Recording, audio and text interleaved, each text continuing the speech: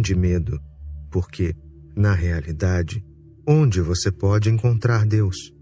A maneira mais fácil é esculpir um Deus em mármore bonito e reverenciá-lo. E ninguém acha que isso é pura estupidez, porque todo mundo está fazendo a mesma coisa de diferentes maneiras. Alguém no templo e alguém na mesquita e alguém na sinagoga não faz muita diferença. O básico não muda. O que você está fazendo faz por medo. Suas orações estão cheias de medo. Rumi está fazendo uma declaração revolucionária, extraordinária. Volte-se para dentro, mas não siga o caminho do medo. Então, qual é o caminho para se voltar para dentro? Por que não um caminho divertido? Por que não fazer da sua religião uma brincadeira? Por que levar tudo tão a sério? Por que não caminhar dando risada? Assim como as crianças pequenas correndo alegremente atrás das borboletas sem nenhum motivo especial. Apenas ver a alegria das cores e a beleza das flores e as borboletas é suficiente, e elas são tão imensamente felizes. A cada 24 horas, passamos poucos momentos sem medo, o que significa que, nesses momentos, você não está pedindo nada. Você não está pedindo nenhuma recompensa e não está preocupado com nenhuma punição. Está simplesmente curtindo o giro, o mergulho para dentro. Na verdade, é só no início que pode parecer um pouco difícil. À medida que se volta um pouco mais para dentro, você automaticamente fica alegre, brincalhão, reverente. Uma gratidão que nunca sentiu antes surge em você e se abre um espaço que é infinito, seu céu interior. O seu céu interior não é menos rico do que o céu exterior. Ele tem suas próprias estrelas, e sua própria lua, e os seus próprios planetas e sua própria imensidão. Ele é tão vasto quanto o universo que você pode ver do lado de fora. Você está simplesmente em pé entre dois universos. Um está fora, o outro está dentro. O universo exterior consiste em coisas e o universo interior consiste em consciência, felicidade, alegria. Mova-se para dentro, mas não siga o caminho do medo, porque o medo não pode ir para dentro. Por que o medo não pode ir para dentro? O medo não pode ficar sozinho, e dentro você tem que estar sozinho. O medo precisa de uma multidão. O medo precisa de companhia, amigos e até inimigos servem. Mas para ficar sozinho, para voltar-se para dentro, você não pode levar ninguém consigo. Você tem que ficar cada vez mais sozinho. Não só não pode levar ninguém, como não pode levar coisa alguma. Seus bens, seu poder, seu prestígio, você não pode levar nada. Para dentro de você não dá para levar nem mesmo as suas roupas. Você terá que ir nu e sozinho. Por isso, o medo não pode se mover para dentro. O medo se move para fora. O medo se move na direção do dinheiro. O medo se move na direção do poder. O medo se move na direção de Deus. O medo se move em todas as direções, exceto para dentro. Para ir para dentro, o primeiro requisito é o destemor. E você está se perguntando como fazer amizade com o medo. Você não tem que fazer amizade com a escuridão, com a morte ou com o medo. Você tem que se livrar dessas coisas. Tem que simplesmente dizer adeus para sempre. É o seu apego e sua amizade que vai torná-lo ainda mais profundo. Não pense que fazendo amizade com o medo você vai estar pronto para ir para dentro. Mesmo o medo amigável vai impedi-lo. Na verdade, irá impedi-lo ainda mais. Irá impedi-lo de uma forma amigável. Irá aconselhá-lo. Não faça uma coisa dessas. Não há nada aí dentro. Você vai cair no nada e retornar desse nada será impossível. Cuidado para não cair na sua interioridade. Agarre-se às coisas. Você não tem de fazer amizade. O medo deve ser entendido. Assim, ele desaparece. Do que você tem medo? Quando nasceu, você nasceu nu. Não trouxe nenhum saldo bancário, mas você não estava com medo. Você veio ao mundo totalmente nu, mas entrou como um imperador. Nem mesmo um imperador pode entrar no mundo do jeito que uma criança entra. O mesmo vale para quando você vai para dentro. É um segundo parto. Você volta a ser criança, a mesma inocência e a mesma nudez e a mesma não possessividade. O que você tem para ter medo? Na vida, você não tem medo do nascimento. Ele já aconteceu. Agora não há nada a fazer. Você não pode ter medo da vida. Ela já está acontecendo. Você não pode ter medo da morte. De um modo ou de outro, ela vai acontecer. Então, por que o medo? Sempre sou questionado, e até por pessoas muito instruídas. Você nunca se preocupa com o que vai acontecer após a morte? E eu sempre me surpreendo com o fato de essas pessoas serem consideradas instruídas. Eu lhes respondo: houve um tempo em que eu não era nascido e não havia nenhuma preocupação. Nunca, nem por um instante, eu me perguntei que tipo de problema, que tipo de ansiedade, que tipo de angústia eu tinha de enfrentar quando ainda não era nascido. Eu simplesmente não existia. Assim, o mesmo vai acontecer quando você morrer. Você morre e pronto. Confúcio ouviu do seu discípulo mais dedicado, Mencius, a seguinte pergunta: o que acontecerá depois da morte? Confúcio disse: não perca tempo pensando nisso. Quando estiver na sepultura, deite-se lá e pense sobre isso. Mas por que se preocupar agora? O medo do que vai acontecer quando você morrer é desnecessário. O que tiver que acontecer, acontecerá. E você não poderá fazer nada a respeito de antemão. Você não sabe. Então não é nem uma questão de fazer alguma lição de casa, se preparar para o tipo de pergunta que lhe farão ou para o tipo de pessoas que vai encontrar, aprender seus costumes, sua língua. Nós não sabemos nada. Não há motivo para se preocupar. Não perca seu tempo.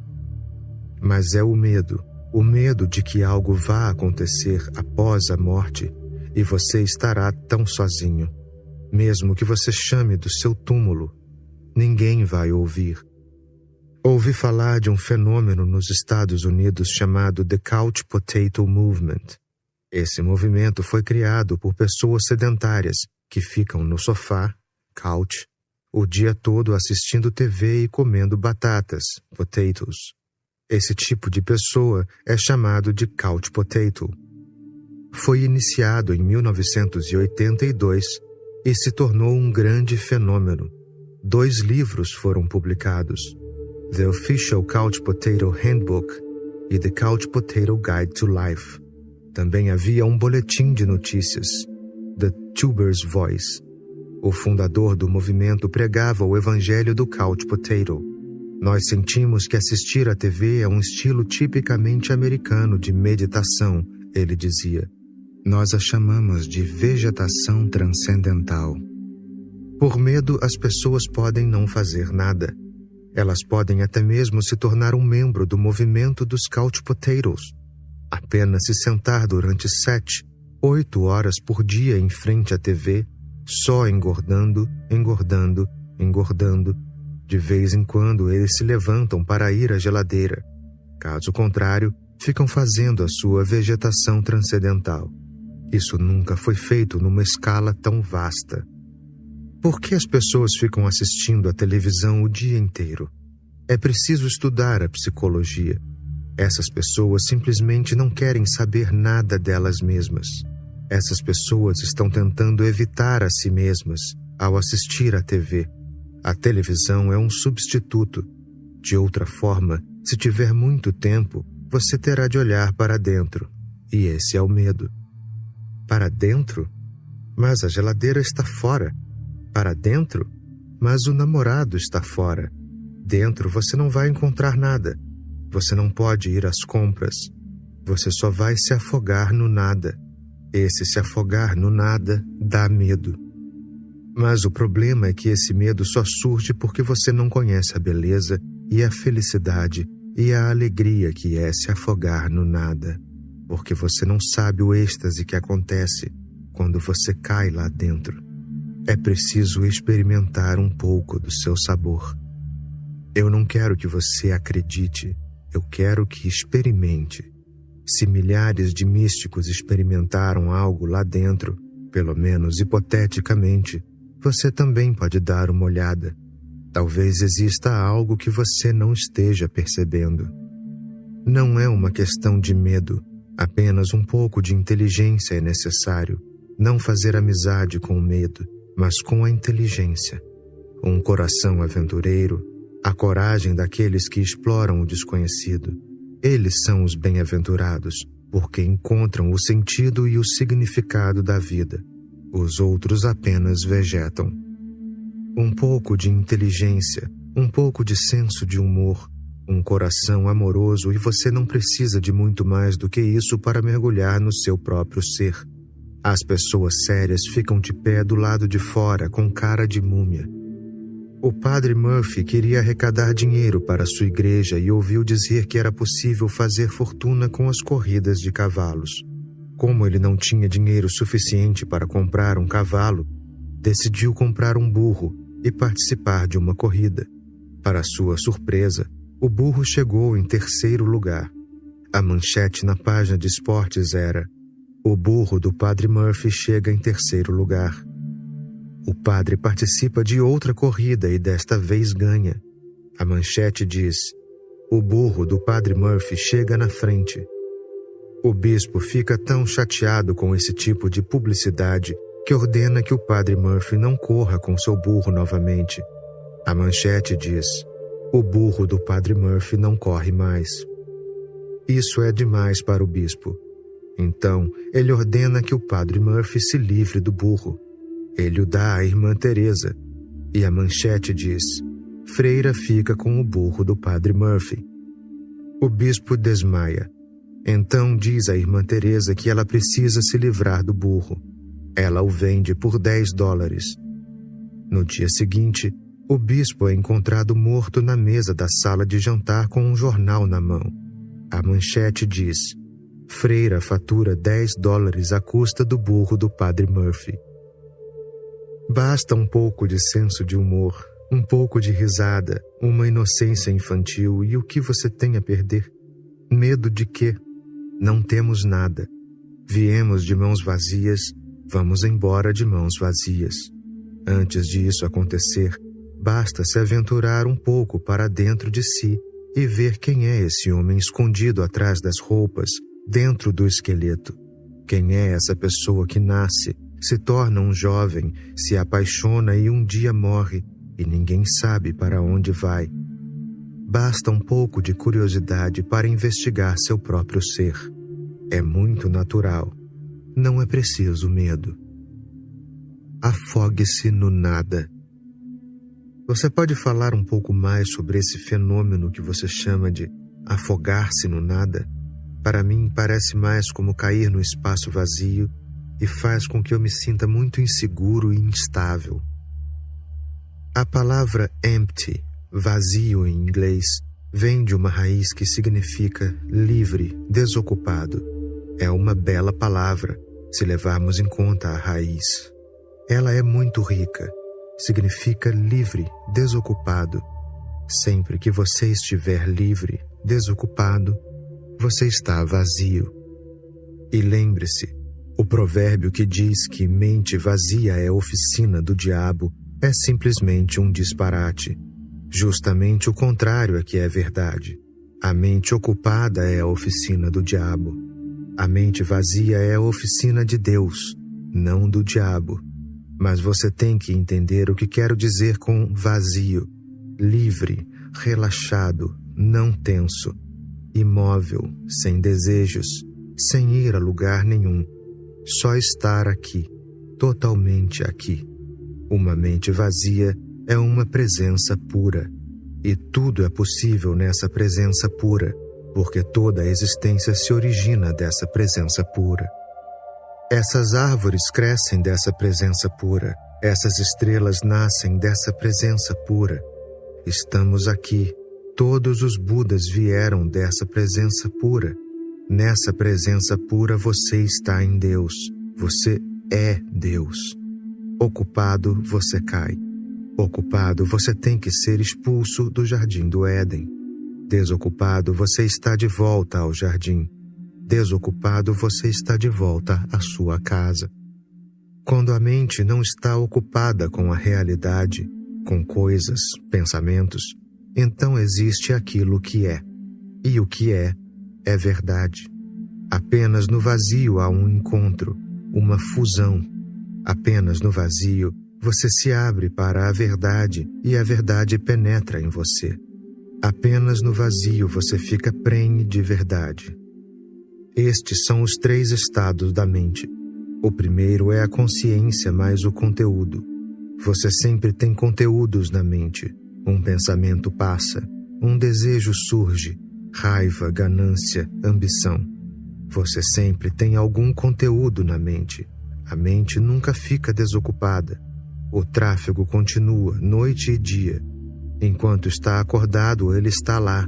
Durante o sono, ele está lá. Quando está acordado, você chama isso de pensar. Durante o sono, você chama de sonhar. É o mesmo processo. Sonhar é um pouco mais primitivo, só isso, porque você pensa em imagens. Não usa conceitos, usa imagens. É mais primitivo. Como crianças pequenas pensam em imagens. Por isso, os livros para crianças pequenas têm grandes ilustrações, coloridas, porque elas pensam através de imagens. Através das imagens vão aprender as palavras. Aos poucos, essas imagens se tornam cada vez menores e depois desaparecem. O homem primitivo também pensa em imagens, e as línguas mais antigas são pictóricas. O chinês, por exemplo, é uma linguagem pictórica, não tem alfabeto. À noite, você volta a ser primitivo, esquece a sofisticação do seu dia e começa a pensar em imagens, mas é a mesma coisa. E a visão do psicanalista é valiosa, ele analisa os seus sonhos. Nos sonhos há mais verdade, porque você é mais primitivo, não está tentando enganar ninguém, você é mais autêntico. Durante o dia, você tem uma personalidade em torno de si que o esconde, camadas e mais camadas de personalidade. É muito difícil encontrar a pessoa verdadeira. Você vai ter que cavar fundo e isso dói. A pessoa vai resistir. Mas durante a noite, assim como você despe suas roupas, você despe a sua personalidade também. Ela não é necessária porque você não vai se comunicar com ninguém. Você estará sozinho em sua cama. Não vai estar no mundo. Estará na sua esfera particular. Por isso não há necessidade de se esconder e não há necessidade de fingir. É por isso que o psicanalista tenta analisar seus sonhos, porque eles mostram muito mais claramente quem você é. Mas é o mesmo jogo numa linguagem diferente. O jogo não é diferente. Esse é o estado normal da mente, mente e conteúdo, consciência mais conteúdo. O segundo estado da mente é a consciência sem conteúdo. Isso é meditação. Você está totalmente alerta e há uma abertura, um intervalo. Nenhum pensamento é encontrado. Não há nenhum pensamento dentro de você. Você não está dormindo, está acordado, mas não há pensamento. Essa é a meditação. O primeiro estado é chamado mente. O segundo é chamado de meditação. E depois há um terceiro estado.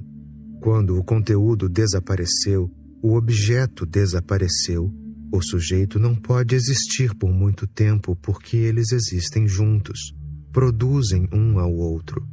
Quando o sujeito está sozinho, ele só pode durar um pouco mais de tempo fora do seu impulso passado. Sem o conteúdo, a consciência não pode existir por muito tempo.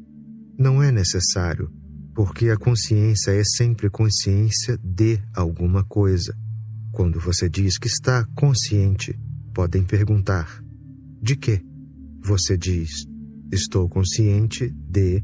Esse objeto é necessário, é imperativo para o sujeito existir. Depois que o objeto desaparece, o sujeito também desaparece. Primeiro o conteúdo se vai, então a consciência desaparece. Esse terceiro estado é chamado de samadhi. Nenhum conteúdo, nenhuma consciência.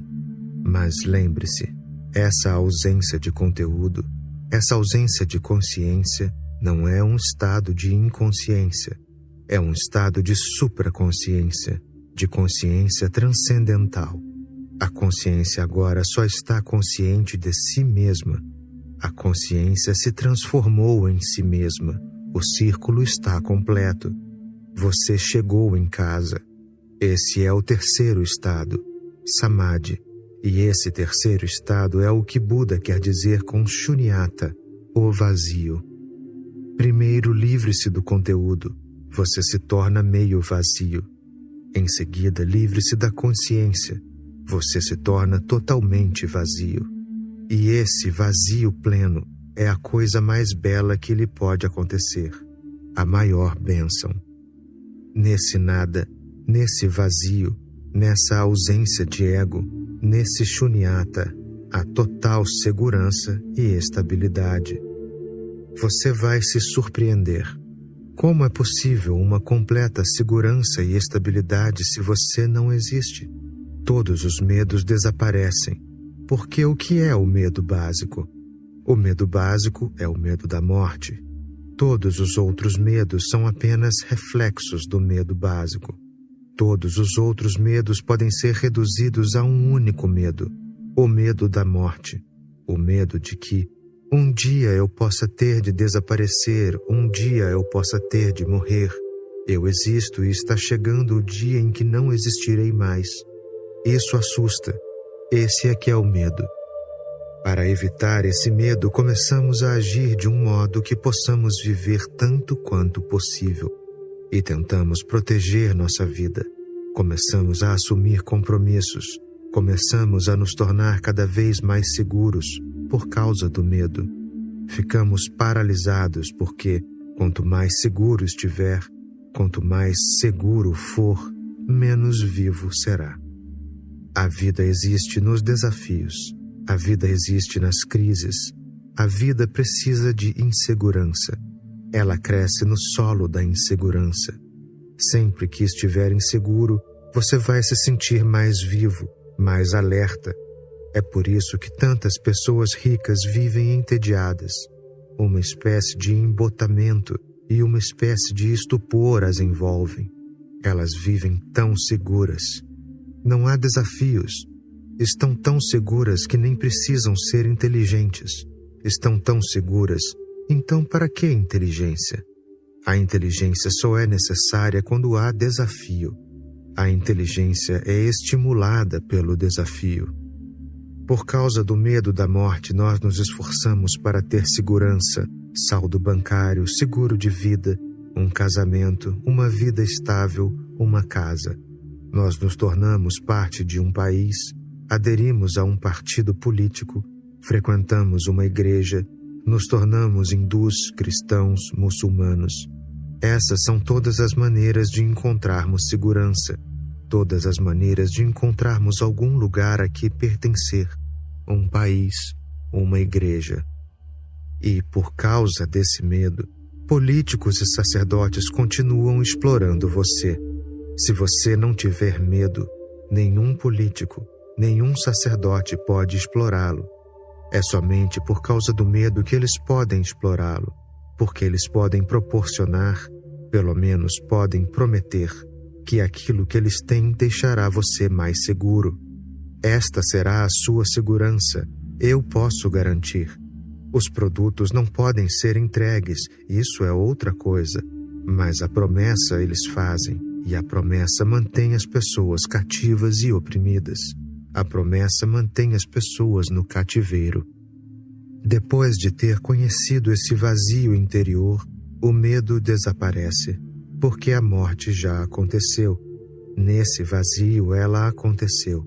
Nesse vazio você desapareceu. Como ainda pode ter medo? Medo de quê? De quem? E quem pode ter medo? Nesse vazio, todo o medo desaparece, porque a morte já aconteceu. Agora nenhuma morte é possível. Você sente um tipo de imortalidade, de atemporalidade. A eternidade chegou. Agora você não se preocupa mais com segurança. Não há necessidade. Esse é o estado de um sannyasi. Esse é o estado em que você não precisa fazer parte de um país, não precisa fazer parte de uma igreja ou de idiotices como essas. É só quando se torna um nada que você pode ser você mesmo. Parece paradoxal. Você não precisa fazer concessões, porque é por medo e ganância que se fazem concessões. E você pode viver com rebeldia, porque não há nada a perder. Você pode se tornar um rebelde. Não há nada a temer. Ninguém pode matá-lo. Você já fez isso sozinho. Ninguém pode tirar nada de você. Você abandonou tudo o que pode lhe ser tirado. Agora está no nada. Você é um nada. Por isso o fenômeno paradoxal de que, desse nada, brota uma grande segurança, uma grande estabilidade, porque não há mais morte possível. E com a morte, o tempo desaparece. Com a morte desaparecem todos os problemas que são criados pela morte e pelo tempo. Na esteira de todos esses desaparecimentos, o que resta é um céu puro. Esse céu puro é Samadhi, Nirvana. A prisão do eu. A pergunta crucial de Hamlet é: ser ou não ser? Minha pergunta crucial para você é: ser e não ser? Como é possível? Shakespeare é um grande poeta, mas não um místico.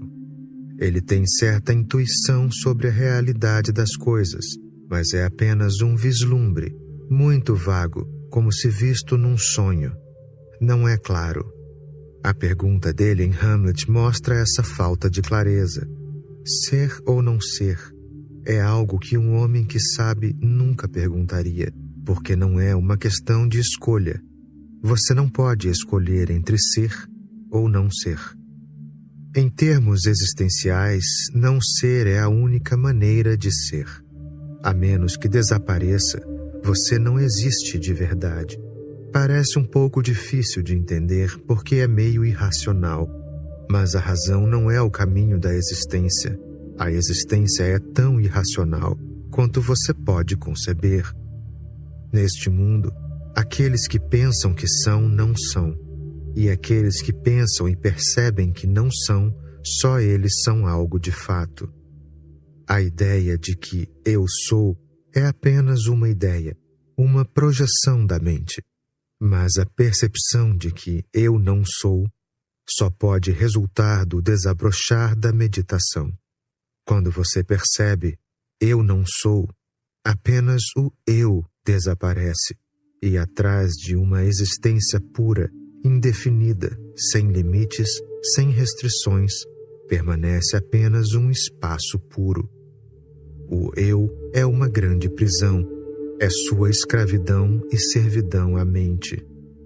No momento em que vai além da mente, você é, mas não tem nenhuma noção de ser um ego, de ser um eu. Em outras palavras, quanto mais você pensa que é, menos você é.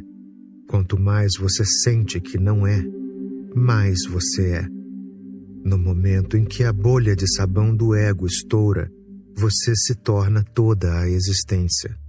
Sim, algo desapareceu. Antes você era apenas uma gota de orvalho. Agora você é todo o oceano.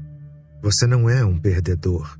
Você estava aprisionado num espaço muito pequeno, limitado, e essa prisão é a nossa maior infelicidade, a nossa dor, a nossa angústia.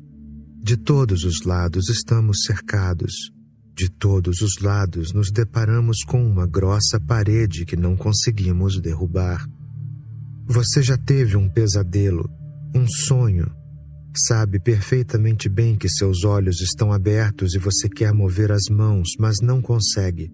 Você quer se levantar, mas não consegue. Um tremendo medo toma conta de você, como se, por um instante, você ficasse paralisado. Essa experiência irá explicar nossa vida toda como uma gota de orvalho. Nossa natureza intrínseca é ser oceânica, e forçar um oceano a caber numa gota de orvalho é garantia de ansiedade, angústia, sofrimento, agonia. A pergunta de Shakespeare, ser ou não ser, é apenas intelectual, e é inevitável que seja intelectual, porque ele não era um homem de percepção. Ele era muito talentoso. Existiram poucos poetas do seu calibre, mas ser poeta é uma coisa e saber da existência interior, não exterior, é outra. O poeta olha para a beleza da flor, para a beleza do pôr do sol, para a beleza da noite estrelada, mas ele está sempre do lado de fora. É um observador, um espectador. Ele nunca vê nada disso de uma perspectiva interior. Essa é a diferença entre o poeta e o místico. Quando o poeta vê a rosa está fora do poeta. O poeta está fora da rosa. Quando o místico vê a rosa, ele é a rosa. Todas as diferenças, todas as distinções, todas as distâncias desapareceram. Em tais momentos, os videntes dos Upanishads declararam: Aham Brahmasmi, eu sou Deus. Não é uma declaração do ego, é simplesmente uma declaração da experiência mística de ser uno com a realidade suprema, mas é verdade em escalas menores também. O místico pode dizer: eu sou a rosa, eu sou as estrelas, eu sou o oceano. O poeta não pode dizer isso. Ele pode dizer que a rosa é bela. Ele pode fazer uma observação e um julgamento sobre a rosa, mas ele não pode se derreter e se fundir com a realidade da rosa. Ele não pode se perder na rosa, não pode se tornar uno com ela, não pode se desprender da dualidade. Por maior que seja a visão do poeta, ela continuará baseada na dualidade. Certamente o poeta vê mais beleza do que você enxerga. Ele tem olhos límpidos, um coração mais amoroso e uma abordagem diferente da do cientista. O cientista olha a rosa com o intelecto, com a mente. O poeta olha com o coração, com a intuição. Ele é certamente mais profundo do que o cientista. O cientista, na verdade, não pode ver a beleza da rosa. Tudo que ele pode fazer é tentar dissecar a rosa para descobrir onde está a beleza. E no momento em que a rosa é dissecada, toda a beleza desaparece. Por isso, para o cientista, não existe beleza, porque a beleza não pode sobreviver à disseção. Por isso, para o cientista não há vida, porque no momento em que disseca um ser vivo, você só encontra partes mortas, você nunca encontra a vida. O místico é simplesmente o oposto do cientista. O cientista tenta conhecer as coisas dissecando-as, e o místico tenta conhecer as coisas eliminando a distância, a diferença entre ele e a realidade. Sua abordagem é a do ser. Essas são as 3 abordagens. A abordagem da mente, isso é o que o cientista está fazendo. A abordagem do coração, isso é o que o poeta, o pintor, o artista estão fazendo.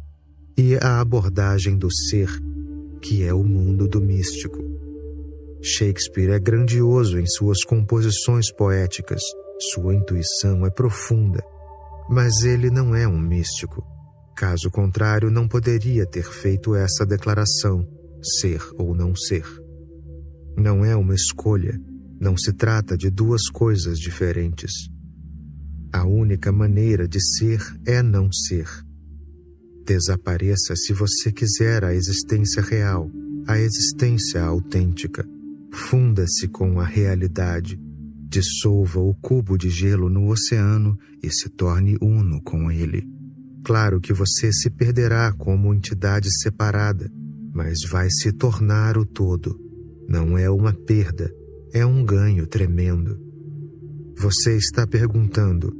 Minha pergunta crucial para você é: ser e não ser? Isso não é uma pergunta.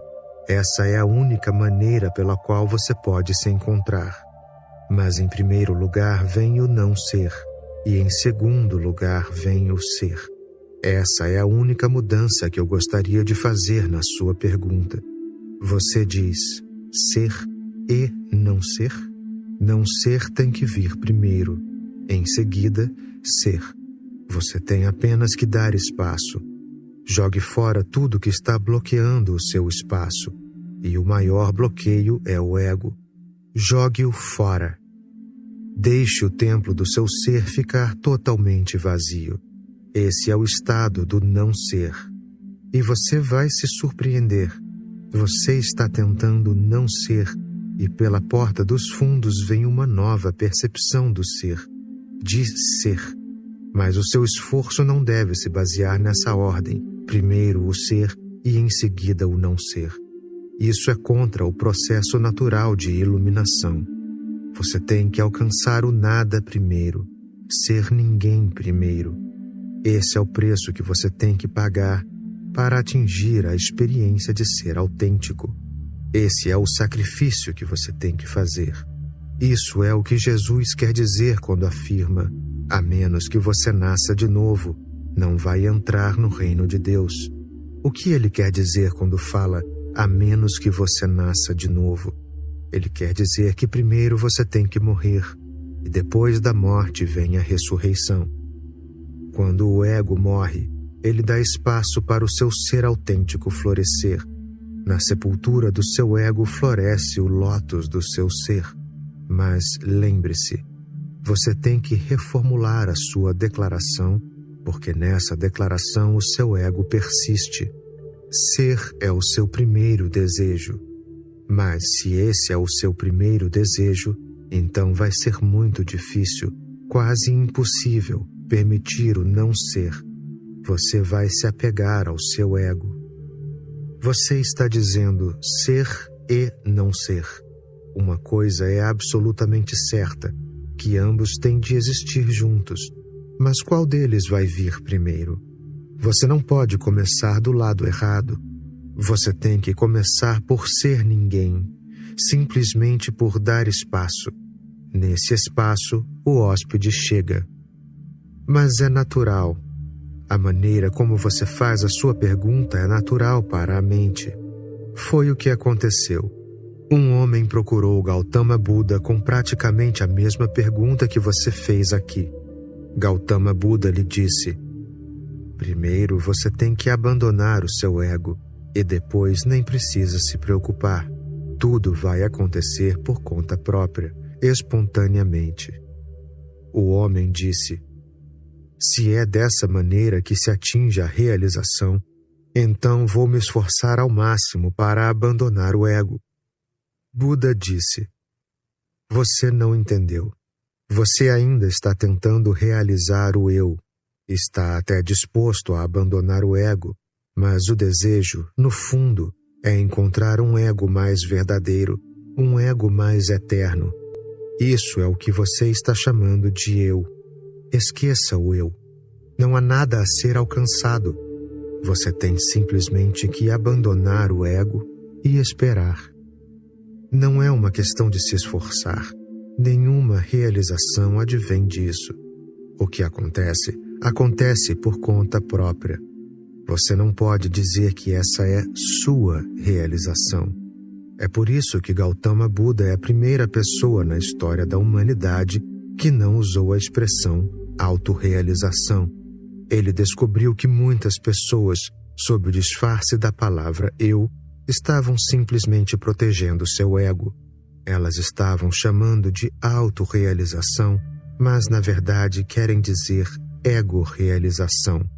Elas têm um desejo disfarçado de tornar seu ego permanente e eterno. Vendo a astúcia da mente humana, Buda simplesmente abandonou as palavras eu e autorrealização. Ele parou de falar sobre o que vai acontecer quando o ego for descartado. Ele disse: isso não é da minha conta e não é da sua conta também. Você simplesmente abandona o ego e espera para ver o que acontece, mas não fique imaginando desde o início. Não faça disso um objetivo, uma ambição. No momento em que você faz disso uma ambição, o ego volta pela porta oculta, secreta do seu ser. Buda foi muito mal compreendido. Isso era óbvio, particularmente na Índia, onde milhares de anos antes dele as pessoas religiosas já falavam de autorrealização. Mas Buda Gautama tinha uma visão muito mais profunda e mais clara do que qualquer um que o precedeu. Ele via por trás dessa ideia de autorrealização nada mais do que um ego profundo. Ele mudou toda a linguagem da espiritualidade. No idioma que ele usava, Pali é o seu nome, o eu é chamado de Atta. Buda abandonou a palavra completamente e começou a usar uma palavra negativa, Anatta. Atta significa eu. Anatta significa não eu. Isso ia contra toda a tradição, não só da Índia, mas de todos os países. Ninguém nunca tinha ouvido falar do não eu, da não mente, de não realização. As pessoas começaram a perguntar a ele: para que todo esse esforço, meditação, disciplina, jejum, austeridades? Para que se, no final, vamos ser ninguém?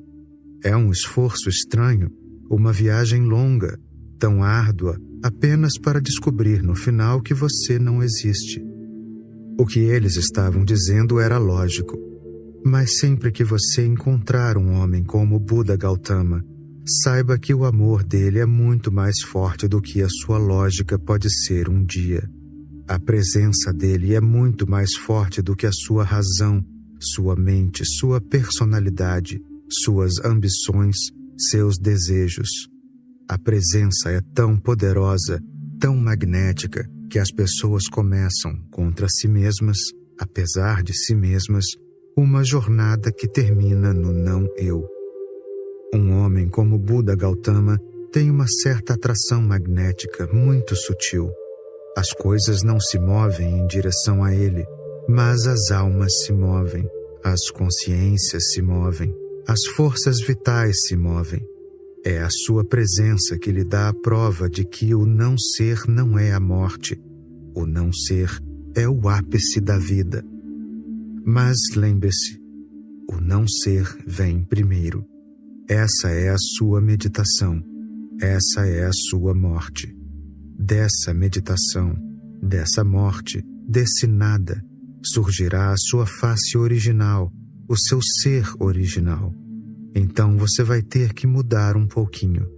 Coloque o não ser primeiro. Essa tem que ser a sua prioridade. Você não precisa se preocupar com o ser. Ele vem. Ele sempre vem, sem nenhuma exceção. Eu estou dizendo com base na minha própria experiência também. Eu tive que desaparecer no nada, e fora do nada surge uma presença totalmente nova, totalmente rejuvenescida, eterna. Não é obra minha. Eu não posso levar nenhum crédito por isso. No máximo, permiti que acontecesse, porque eu não estava lá para ser um empecilho. O seu não ser precisa vir primeiro para que você não seja um empecilho quando seu ser começar a surgir. Só uma pequena mudança. O velho Jaime Goldberg voltou ao médico para dizer que estava muito satisfeito com o aparelho auditivo invisível que tinham colocado nele. Aposto que sua família gosta do aparelho também, disse o médico. Ah, não, disse o velho Jaime. Eles não sabem sobre ele ainda e estou me divertindo muito. Nesses últimos 2 dias, já mudei o meu testamento 2 vezes. Você também tem que mudar o seu testamento. O que você considera secundário tem de vir primeiro, E o que você colocou em primeiro lugar, na verdade, não é da sua conta. Ele virá, assim como quando a primavera chega, as flores vêm por conta própria. 4. Faça amor, não faça medo. Confie em si mesmo e nos outros.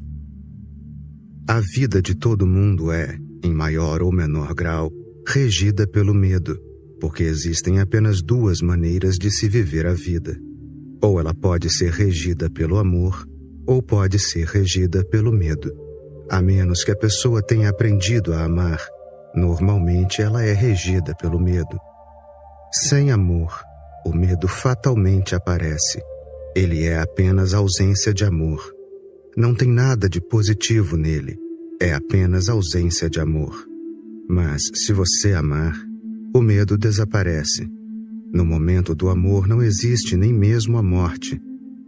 Existe apenas uma coisa na vida que vence a morte, e essa coisa é o amor. Todo o medo está ligado à morte, e somente o amor pode vencer a morte. Então, uma coisa que eu gostaria de dizer a você é: não dê muita atenção ao medo, porque ele se torna uma auto-hipnose. Se ficar repetindo que vive com medo, que a sua vida é regida pelo medo, você será dominado pelo medo e o estará alimentando. Tome nota disto. A sua vida é regida pelo medo. E ponto final. Isso simplesmente mostra que o amor ainda não se tornou tão poderoso a ponto de fazer o medo desaparecer. O medo é apenas um sintoma, não é uma doença. Não há cura para ele, não há necessidade, porque ele é apenas um sintoma e é muito útil, pois mostra que você não deve mais desperdiçar a sua vida. Ele simplesmente lhe diz para amar mais. Então não vou falar sobre o medo. Vou ajudá-lo a amar mais, e o medo desaparecerá em consequência disso. Se começa a trabalhar diretamente com o medo, você o fortalece, porque toda a sua atenção estará focada nele. É como se alguém estivesse tentando destruir a escuridão e ficasse focado nela, obcecado por ela, procurando uma forma de destruí-la. Você não pode destruir a escuridão, porque não existe nada ali para começo de conversa. Atente para o fato de que a escuridão existe e depois comece a pensar em como trazer a luz. A mesma energia que você está usando para combater o medo pode ser usada para o amor. Preste mais atenção no amor. Se você tocar, toque com tanto carinho quanto for possível, como se a sua mão se transformasse em todo o seu ser e você estivesse fluindo através de sua mão. Você vai sentir a energia passando através dela, um certo calor, um brilho. Quando fizer amor, perca o controle e esqueça toda a civilização. Esqueça tudo o que foi ensinado sobre o amor. Apenas perca o controle e ame como os animais. Depois que você perceber que a presença do amor se torna a ausência do medo, você chega ao ponto e não há mais problema. Quando o ser humano vive com medo, ele fica rígido. É o medo que cria essa rigidez. Com medo nós nos fechamos todas as portas e todas as janelas. Começamos a viver num buraco pequeno e escuro. Nossa vida já se torna morte. E criamos uma armadura em torno de nós, uma rígida armadura de aço, para ficarmos protegidos e seguros. Não é desse jeito que se vive a vida. Essa é uma maneira de se cometer suicídio. Isso é um suicídio de verdade.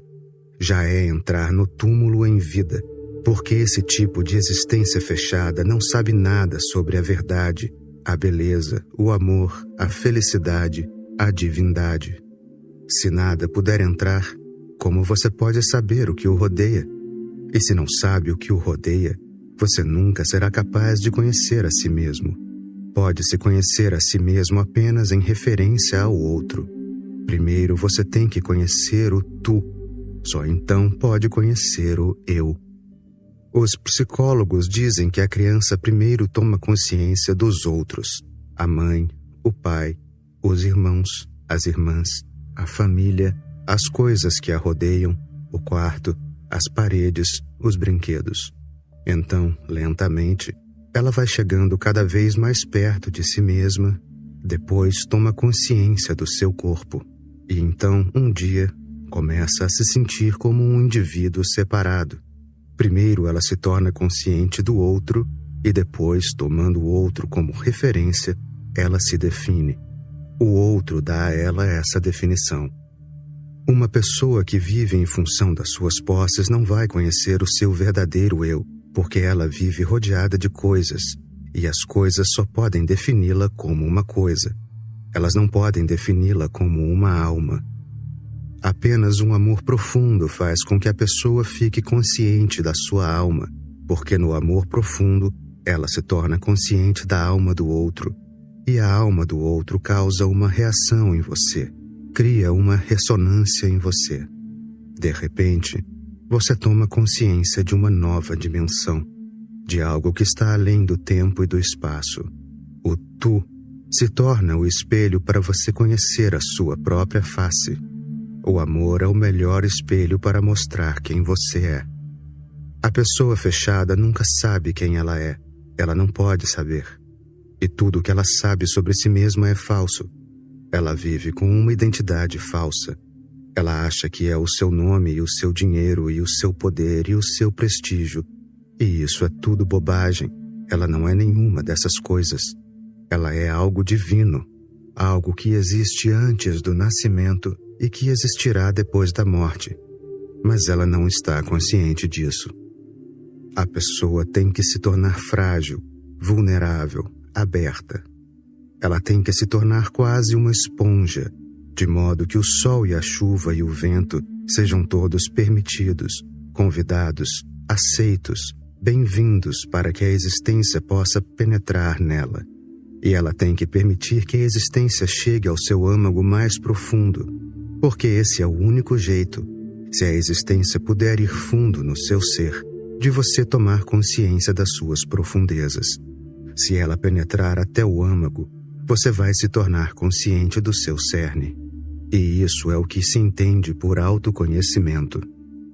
Mas é preciso aprender a ser mais suave, a abandonar todas as armaduras, a abrir as portas e janelas, a não se apegar mais ao medo, a se apaixonar pelas árvores e pelas montanhas, e pelos rios e pelas pessoas, porque o amor é a chave que abre as suas portas.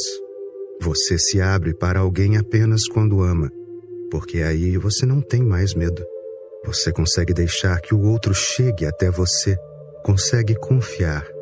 Você sabe que o outro não vai te ferir. No dia em que uma pessoa confia na totalidade da existência, no dia em que ela sabe que a vida não vai me machucar porque sou parte dela, como o todo pode machucar a parte? Porque a minha dor será a sua dor, meu sofrimento será seu sofrimento. Quando você está infeliz, uma parte da existência fica infeliz. Quando você está chorando, a existência está chorando, porque suas lágrimas são as lágrimas do todo. Todos os olhos são os olhos do todo, e todas as mãos são as mãos da existência. O todo, o divino, não tem outros olhos e não tem outras mãos. Então, quando seus olhos estão cheios de lágrimas e seu coração está cheio de dor, a existência está cheia de dor e cheia de lágrimas. Como pode o todo magoar ou ferir a parte? É impossível. É um medo desnecessário. A única coisa que eu ensino é: abandone o medo. Ele é absolutamente desnecessário e está prejudicando você, paralisando você. É um tipo lento de veneno que mata as pessoas, que as destrói. Elas vivem e ainda assim não vivem, só morrem. Morrem durante um longo período de tempo, 70 anos, 80 anos, lentamente, parte por parte. Elas não se matam num único instante, portanto não chamam isso de suicídio, mas é suicídio. Minha observação é que 99% das pessoas se suicidam. Só uma pessoa muito rara vive, realmente vive. Essa pessoa tem que ser corajosa o suficiente para ficar aberta a todo tipo de experiência, para ficar incondicionalmente aberta. O medo da intimidade. Por que eu sinto medo quando alguém chega perto de mim? É apenas falta de confiança? A confiança só é possível se primeiro você confiar em si mesmo. A coisa mais fundamental tem que acontecer dentro de você primeiro. Se confiar em si mesmo, você consegue confiar nas pessoas, consegue confiar na existência. Mas se não confia em si mesmo, então nenhuma outra confiança jamais é possível. E todo mundo sente medo, um pouco mais ou um pouco menos. É por isso que as pessoas não permitem que os outros cheguem muito perto. É por isso que elas evitam o amor. Às vezes, em nome do próprio amor, elas evitam o amor. As pessoas mantêm distância entre si, permitem que as outras se aproximem apenas até certo ponto. Depois disso surge o medo. Qual é o medo? O medo é que o outro consiga ver o seu vazio se chegar perto demais. Não tem nada a ver com a outra pessoa. Você nunca foi capaz de aceitar o seu vazio interior. Esse é o medo. Você criou uma superfície muito bem decorada. Você tem um rosto bonito e tem um sorriso bonito e fala bem e é muito articulado e canta bem e tem um corpo bonito e uma bela persona. Mas isso tudo é só superfície. Atrás disso há simplesmente o vazio. Você tem medo de que, se alguém se aproximar demais, vai ser capaz de ver além da máscara, além do seu sorriso, será capaz de ver por trás das suas palavras. Isso o assusta. Você sabe que não há mais nada. Você é apenas uma superfície. Esse é o medo. Você não tem nenhuma profundidade. Não é que não possa ter profundidade. Você pode ter, mas não deu o primeiro passo ainda.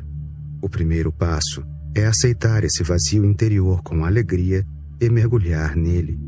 Não evitar o seu vazio interior. Se você evitar o seu vazio interior, vai evitar que as pessoas cheguem mais perto de você.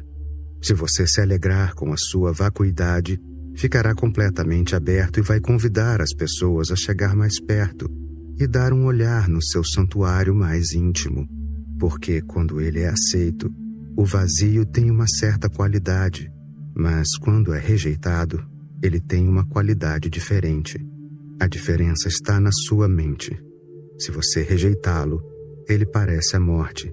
Se você aceitá-lo, a mesma coisa se torna a própria fonte de vida. Somente através da meditação você será capaz de permitir que os outros cheguem mais perto.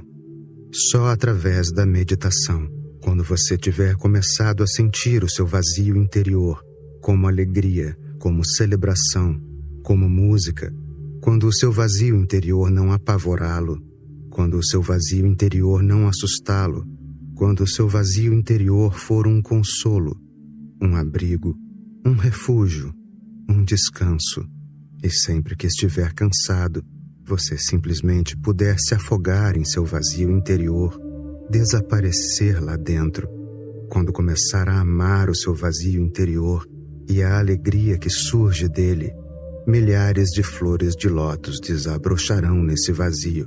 Elas flutuarão no lago da vacuidade. Mas você tem tanto medo de ficar vazio que não olha para ele. Você faz todos os esforços para evitá-lo. Você vai ouvir rádio, vai ver um filme, vai assistir à TV, vai ler jornal, uma história de detetive, alguma coisa, qualquer coisa, mas ficará constantemente evitando o seu vazio interior. Quando está cansado, você cai no sono e sonha, mas nunca o enfrenta. Você nunca o mantém perto de você, nunca o abraça. Essa é a razão. Você pergunta, por que sinto medo quando alguém chega perto de mim?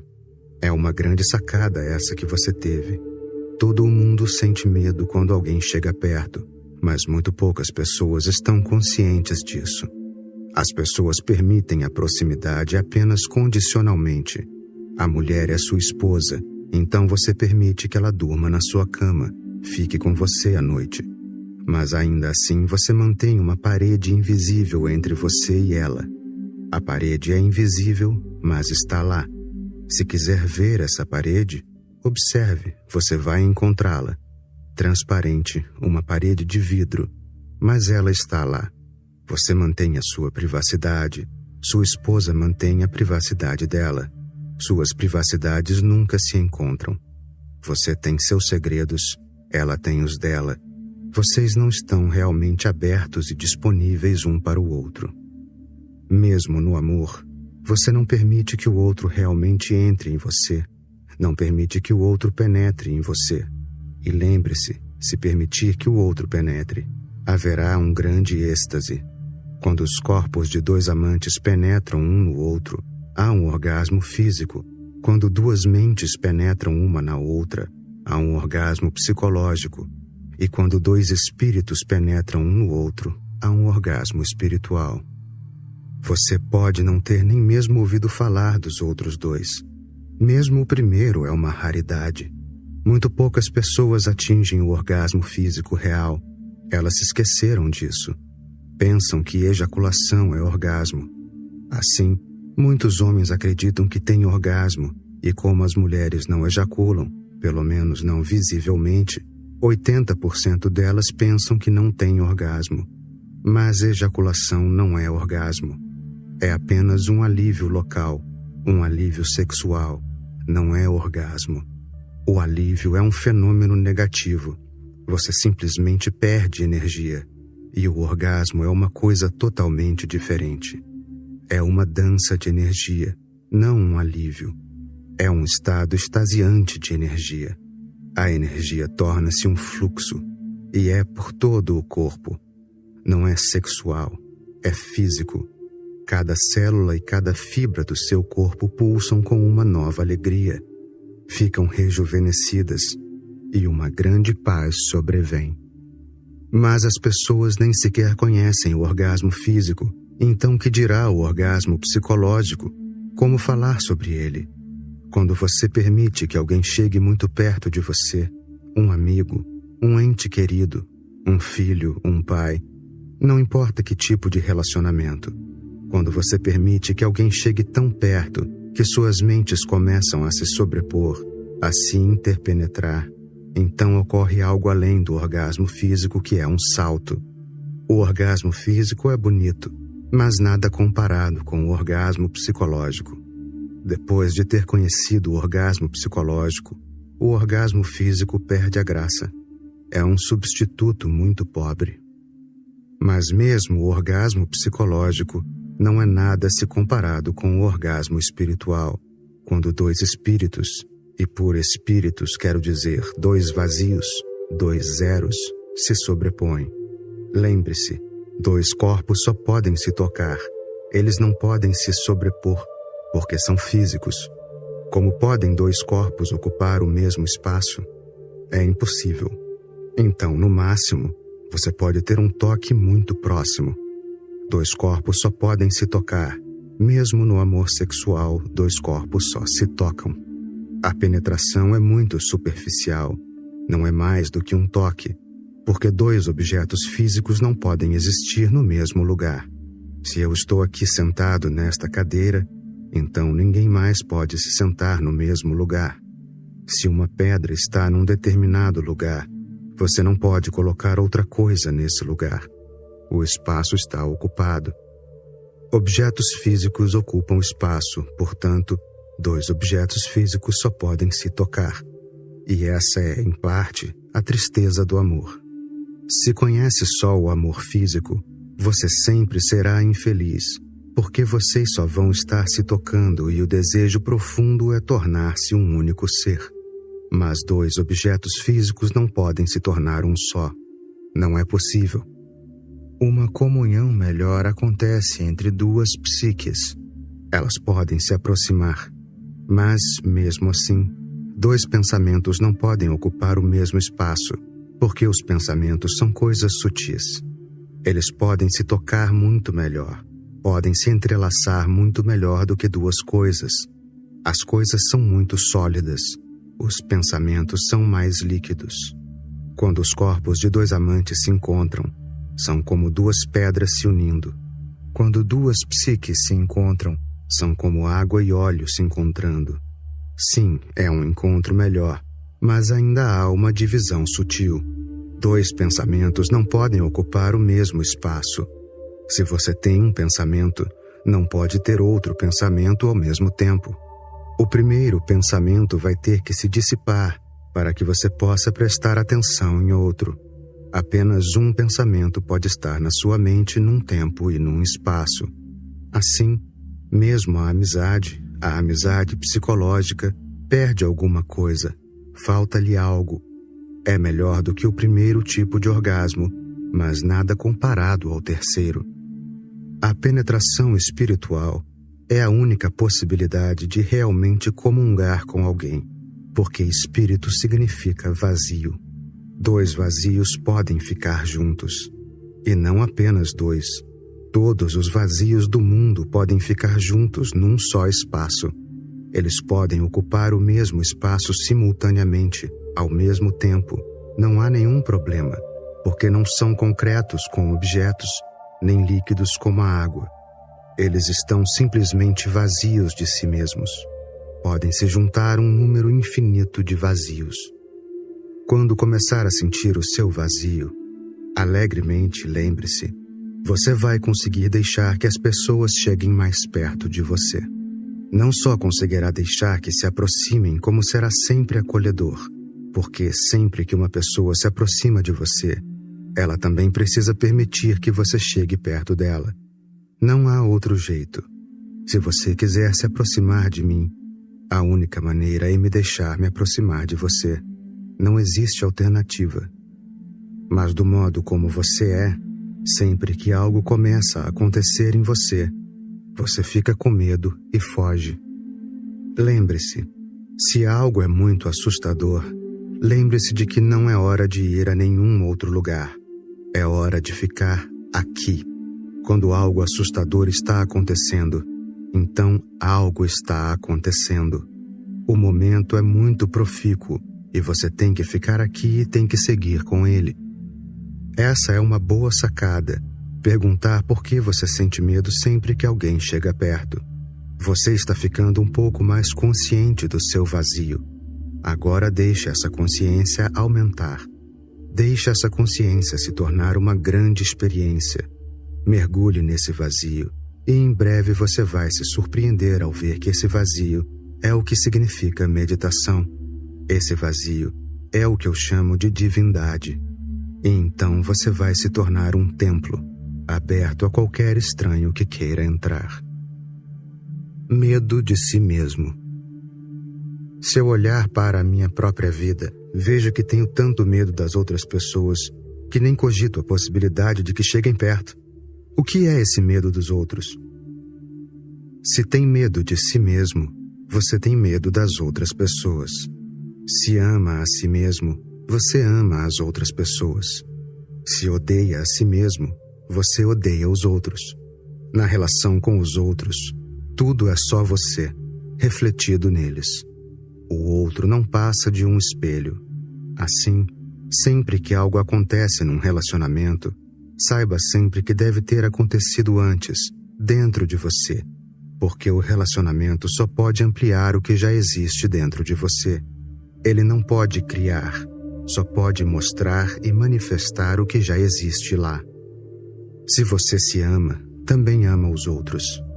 Se tem medo de si mesmo, também tem medo dos outros.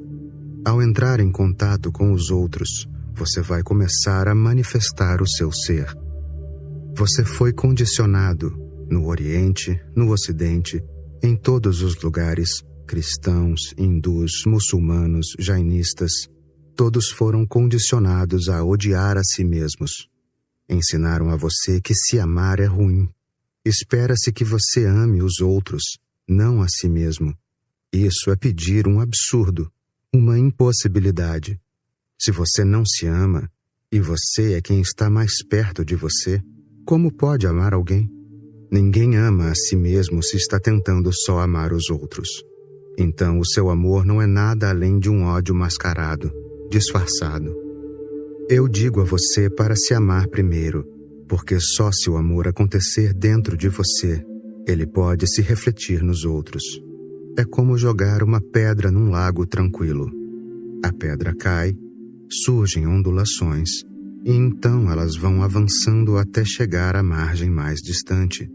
Elas vão continuar e continuar e continuar, mas a pedra tem de ter caído dentro de você primeiro.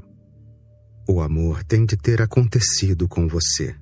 Você tem de amar a si mesmo. Esse é um requisito básico, que está em falta no mundo inteiro. É por isso que o mundo está essa tragédia.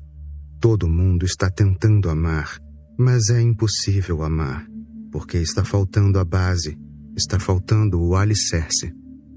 Ame-se, e então, de repente, você vai ver esse amor refletido em todos os lugares. Você é um ser humano e todos os outros seres humanos são como você. São apenas formas diferentes, nomes diferentes, mas a realidade é a mesma. Continue se expandindo, indo cada vez mais longe. Então os animais também são como você, só a forma que difere um pouco. Mas e o ser? Então você passa a gostar das árvores também. Vá mais e mais longe. As ondulações se espalham, então até mesmo pedras, pois elas também existem, como você. A existência é a mesma, é semelhante. Esta é a única maneira. Começar amando a si mesmo e deixar que o amor se espalhe. Então não deixe que exista nenhuma fronteira. Continue até o próprio infinito. Mas se você perder a primeira etapa, se a pedra não tiver sido lançada, então você vai continuar esperando e observando, e as ondulações nunca vão surgir.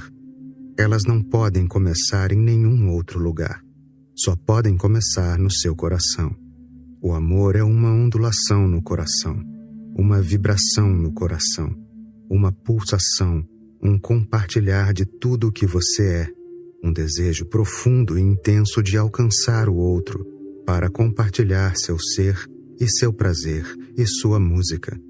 Mas se o seu coração estiver quase morto, congelado, e lhe ensinaram a se condenar, que você é feio, que você é ruim, que isso é pecado, não faça isso, você é pecador, então você não vai conseguir aceitar a si mesmo. Como pode, então, aceitar outra pessoa? Uma aceitação profunda é necessária. Seja o que for, seja quem for, uma profunda aceitação é necessária. Não só é preciso se aceitar, mas se deliciar com quem você é. Não deve haver nenhum deveria. Abandone todos os deverias, e o mundo todo fica diferente. Agora, você pensa o tempo todo, eu deveria ser assim e assado. Se eu fosse assim, poderia amar e ser amado. Mesmo o seu Deus nada mais é do que o maior juiz de todos, olhando para você do céu e dizendo, comporte-se. Isso lhe dá uma sensação ruim com relação a si mesmo. Aos poucos, você fica com medo porque está se reprimindo. Se você se relaciona com alguém, a repressão pode se romper e tudo pode borbulhar para a superfície. Então o que acontece? Você fica com medo de entrar em contato com qualquer coisa, e então fica escondido dentro de si mesmo.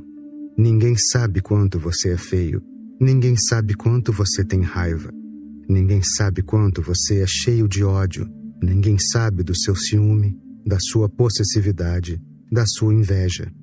Ninguém sabe. Você cria uma armadura em torno de si e vive dentro dessa armadura. Para que possa preservar sua imagem, você nunca faz nenhum contato. Se tiver um contato profundo com outra pessoa, a imagem fatalmente vai se romper. A realidade, o encontro real vai rompê-la. Esse é o medo. Você pergunta, por que tenho medo das outras pessoas? Você tem medo porque tem medo de si mesmo. Deixe de lado esse medo. Deixe essa culpa que foi incutida em você.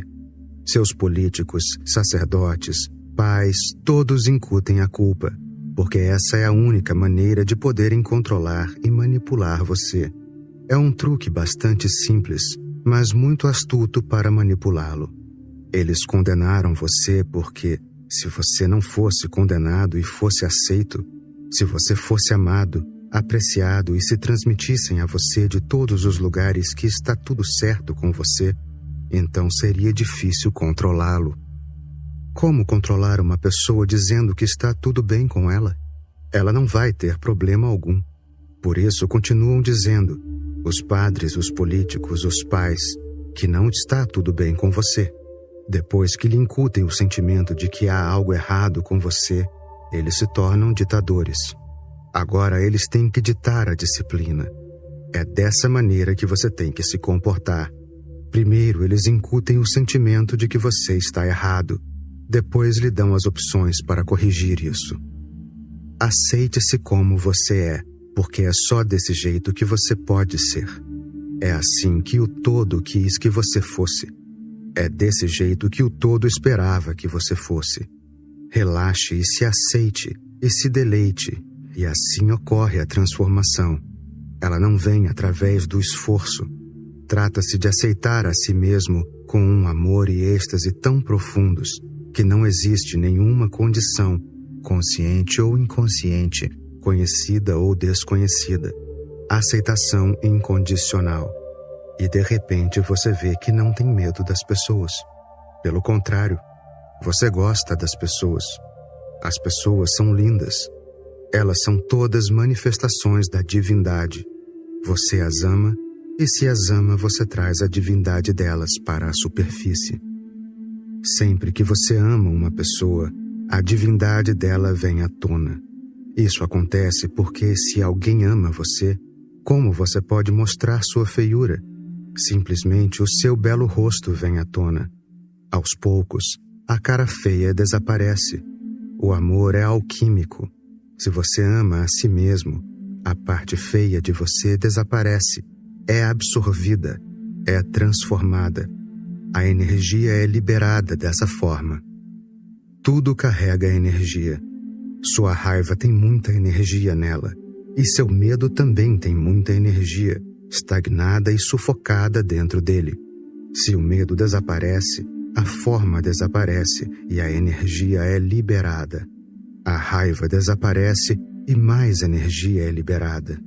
O ciúme desaparece, mais energia ainda.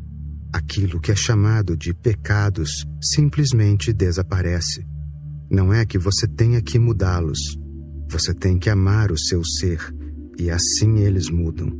A mudança é um subproduto, uma consequência. Uma energia tremenda é liberada. Você começa a flutuar mais e mais e mais alto. Você cria asas. Ame a si mesmo. Esse deveria ser o mandamento básico. Ame a si mesmo. Tudo mais vem naturalmente, mas essa é a base. O outro lado do amor. O medo é o outro lado do amor. Se você está no amor, o medo desaparece.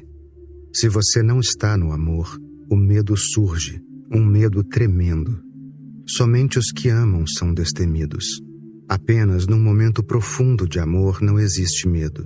Num momento profundo de amor, a existência torna-se um lar.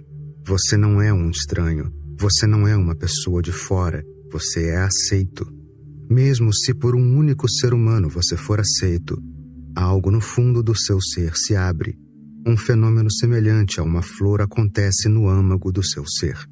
Você é aceito por alguém. Você é valorizado. Você não é fútil. Você tem um significado, um sentido. Se na sua vida não houver amor, então você vai ficar com medo. Então haverá medo em todos os lugares, porque em todos os lugares existem inimigos, nenhum amigo, e toda a existência parecerá estranha. Você vai parecer acidental, sem raízes, fora de casa. Mesmo um único ser humano pode dar a você esse sentimento profundo de estar em casa no amor. Que dirá se você estiver amando o todo? Então o medo, na verdade, é ausência de amor. E se o medo é um problema para você, Isso mostra que está olhando para o lado errado. O amor deveria ser o problema, não o medo. Se o medo é o problema, isso significa que você deve procurar o amor. Se o medo é o problema na verdade é que você deveria ser mais amoroso para que alguém possa ser mais amoroso com você. Você deveria ser mais aberto ao amor. Mas esse é o problema. Quando está com medo, você está fechado. Você começa a sentir tanto medo que para de se mover em direção a outro ser humano. Você gostaria de ficar sozinho. Sempre que está com alguém, você fica nervoso, porque o outro parece seu inimigo.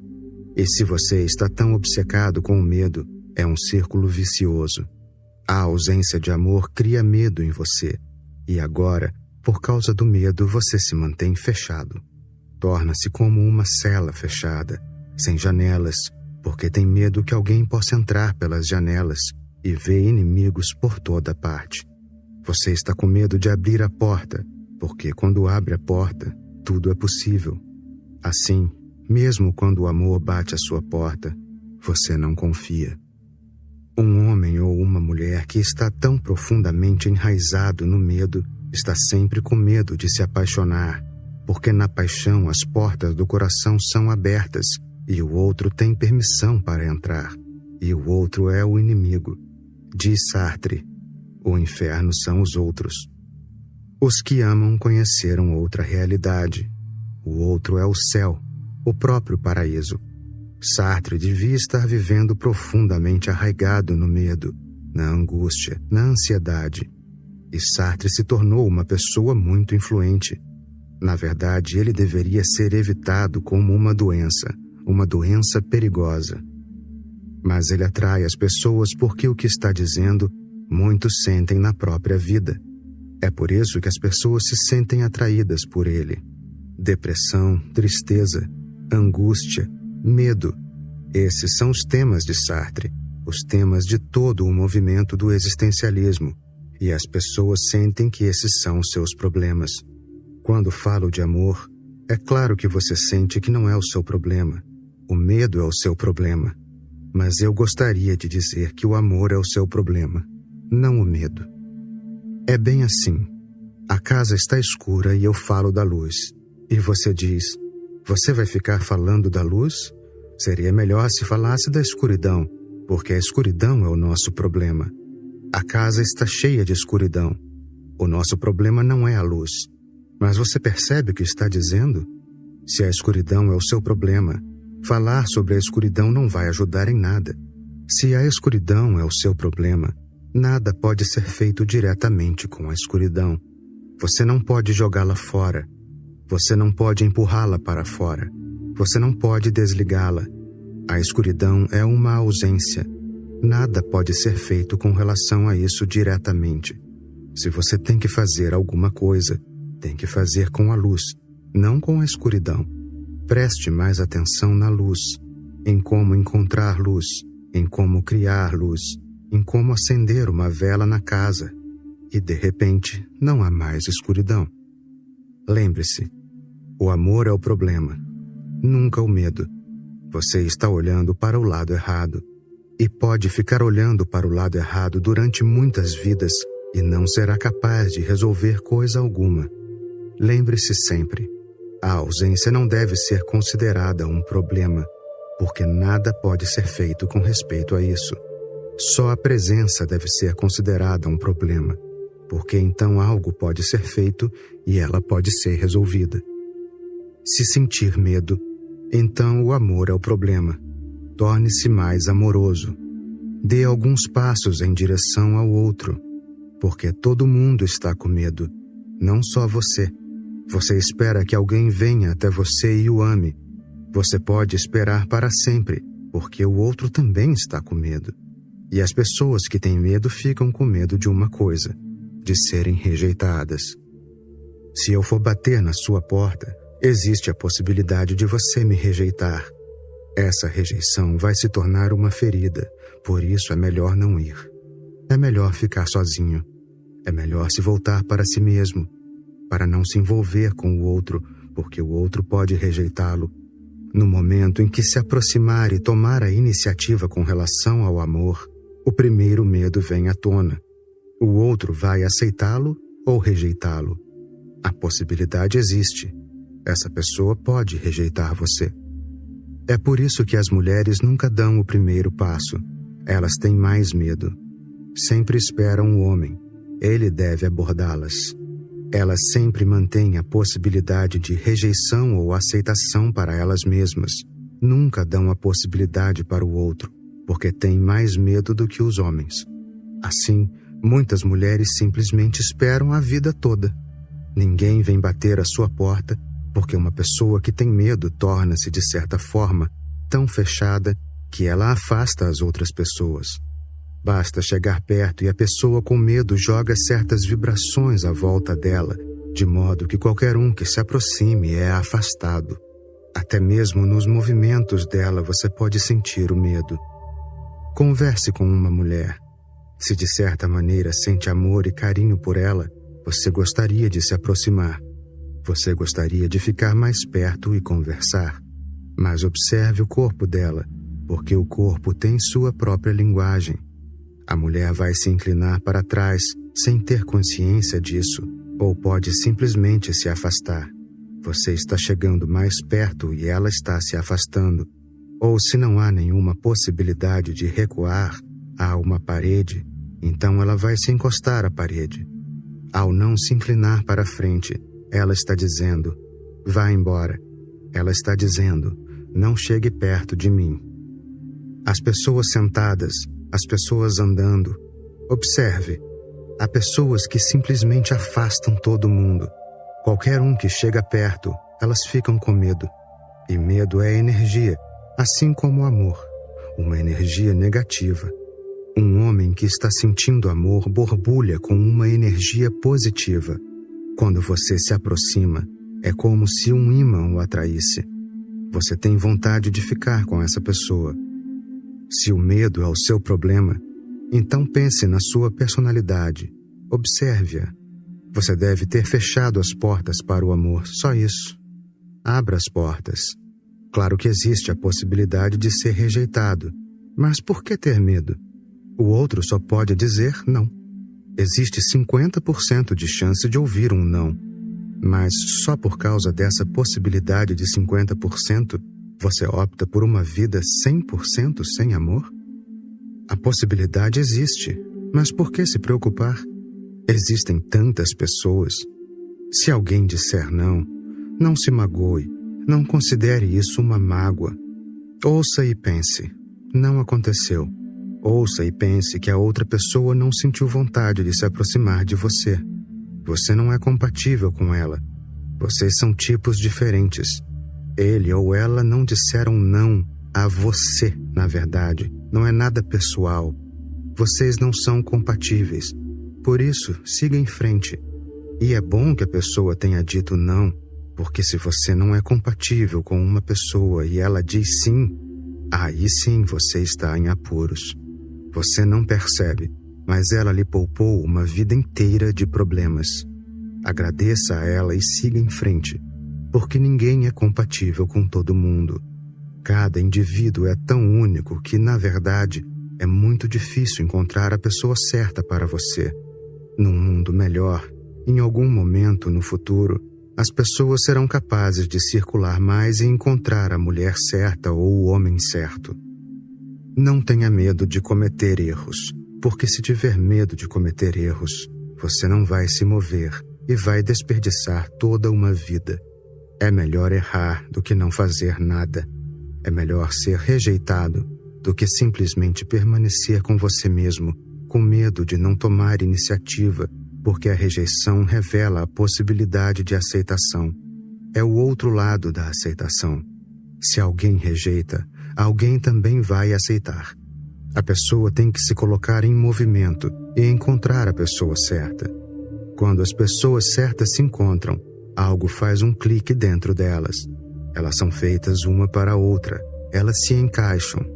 Não que não haja conflitos. Não que não haverá momentos de raiva e luta. Não é isso. Se o amor está vivo, haverá conflito também.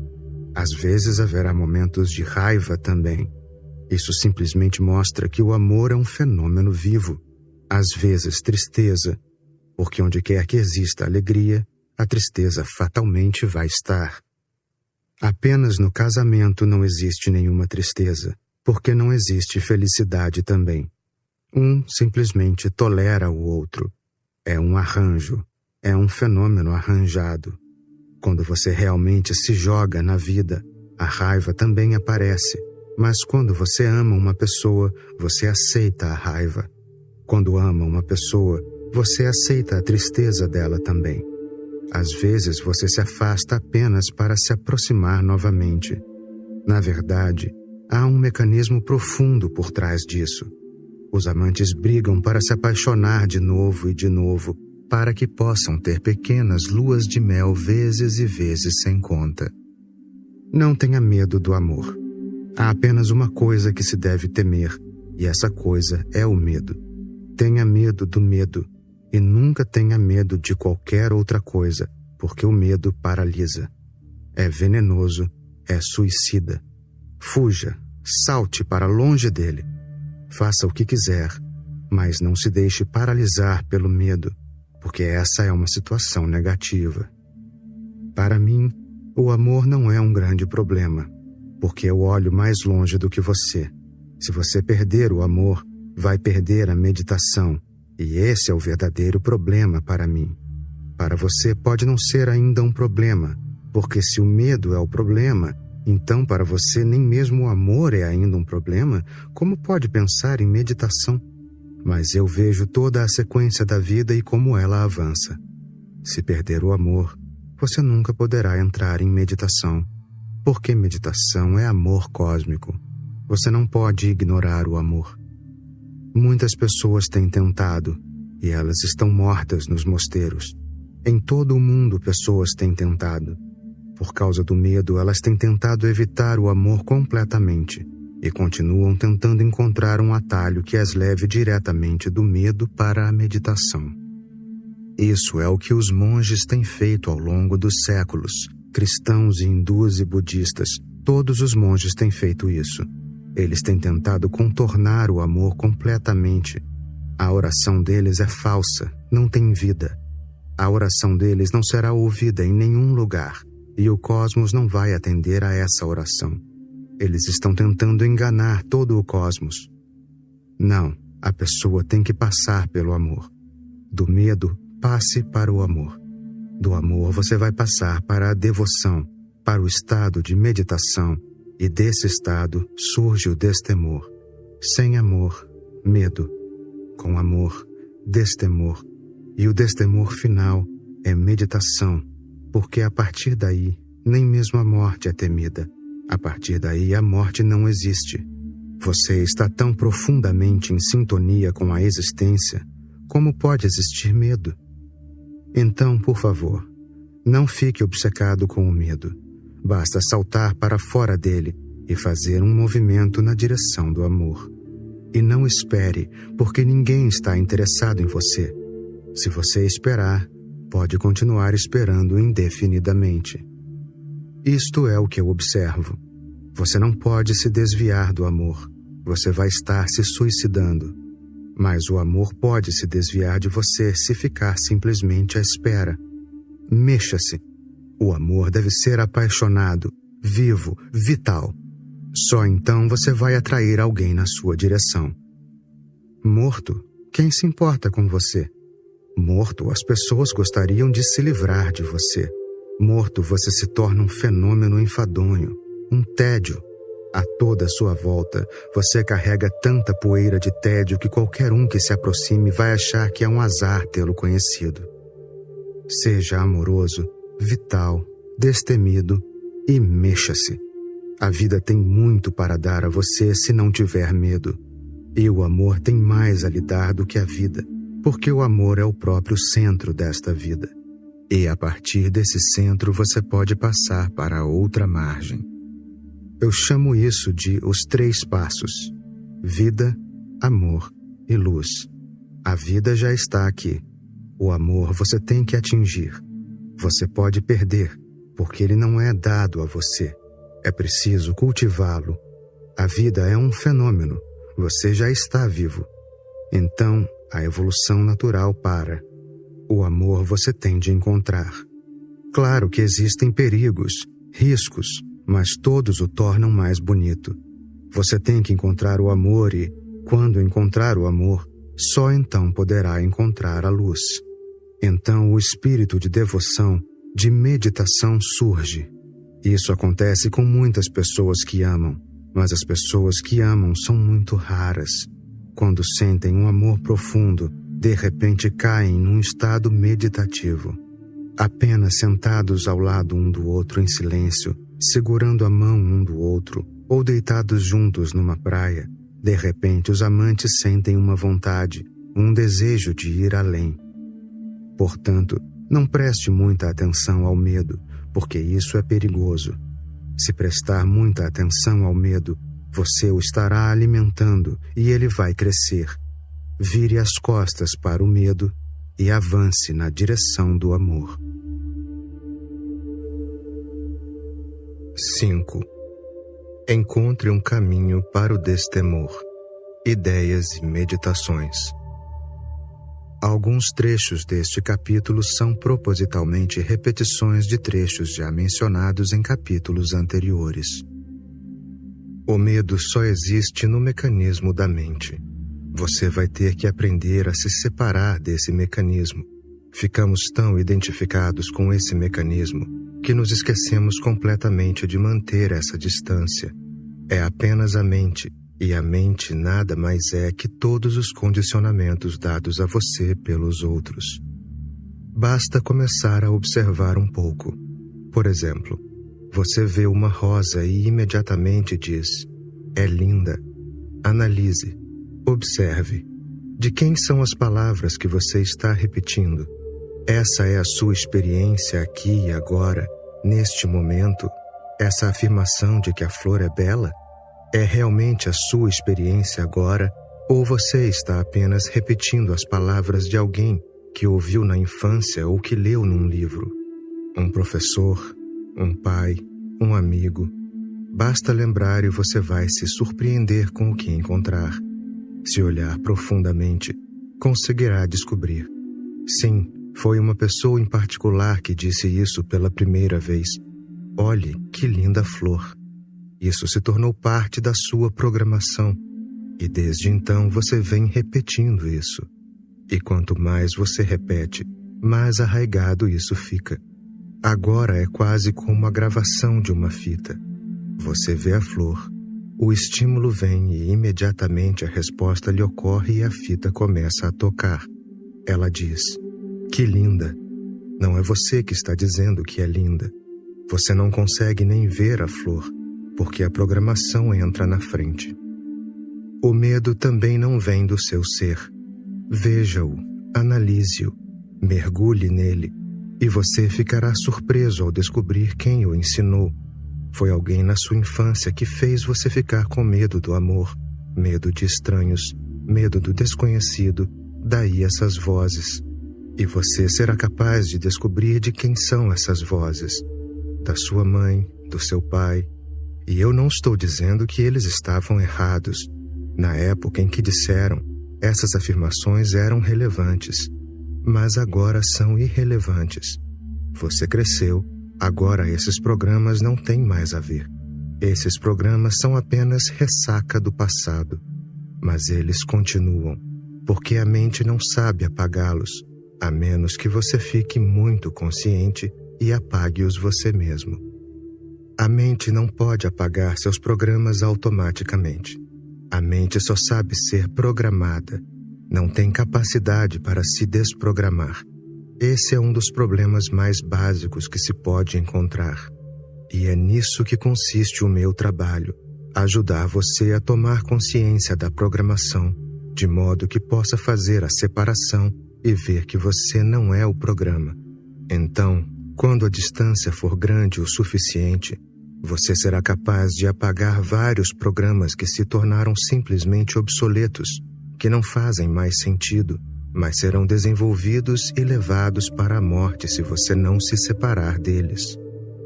Minha própria observação é que, em algum momento perto da idade de 5 anos, a criança se identifica com a sua mente programada. E é apenas até essa idade que ela está realmente viva, porque ainda não foi programada. Depois disso, ela se torna apenas um mecanismo. Em torno da idade de 5 anos, todo o aprendizado verdadeiro se interrompe. A pessoa continua repetindo o programa de formas cada vez melhores, mais hábeis, mais eficientes, mas é basicamente o mesmo programa até a morte, a menos que por acaso você se depare com uma situação, um campo de energia em que possa ser conscientizado, quase forçado a se tornar consciente de todo esse absurdo que sua mente está fazendo com você. Sempre que você encontra algo novo, a sua mente diz: espere aí, isso é muito estranho, você nunca fez isso antes. A mente diz: seja o que for que você nunca tenha feito antes, não faça, é arriscado. Quem pode saber que resultado trará? A mente é sempre ortodoxa, porque vive por meio de programas. Ela quer que você faça apenas aquilo que já vem fazendo, porque você já é eficiente nisso, já é entendido. É mais seguro, você sabe como fazer. Agora, encarar uma situação estranha? Quem sabe o que pode acontecer? Quem sabe se é certo ou não? Então, cuidado.